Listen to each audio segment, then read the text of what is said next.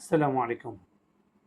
আপনারা জানেন ইতিমধ্যে ভারতে ককরোচ জনতা পার্টির নামে ভারতের জেএনজি এক আন্দোলন গড়ে তুলেছে তাদের সিস্টেমের বিরুদ্ধে এবং তারা শিক্ষামন্ত্রীর পদত্যাগ চাচ্ছে এবং সেটা আস্তে আস্তে সম্ভবত সরকার পতনের আন্দোলনের দিকে চলে যাবে। যেভাবে বাংলাদেশে শুরু হয়েছিল, বাংলাদেশের জেএনজিও কিন্তু চেয়েছিল বাংলাদেশে যেন সিস্টেমটা পরিবর্তন করে।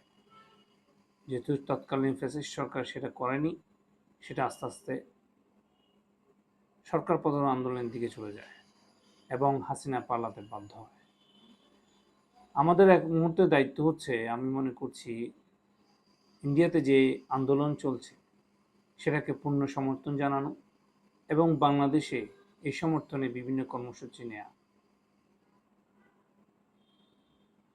আর আমাদের দুর্ভাগ্য হচ্ছে যে সিস্টেম পরিবর্তন করার জন্য এই আন্দোলন হয়েছিল,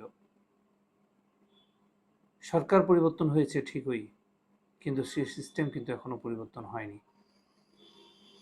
সে সিস্টেম পরিবর্তন করতে হলে অবশ্যই গণভোটের যে গণরায় সেটা মেনে নিয়ে জুলাই সনদ বাস্তবায়ন করতেই হবে। তখনই এই অভ্যুত্থান, এই আন্দোলন সফলতা লাভ করবে। ধন্যবাদ।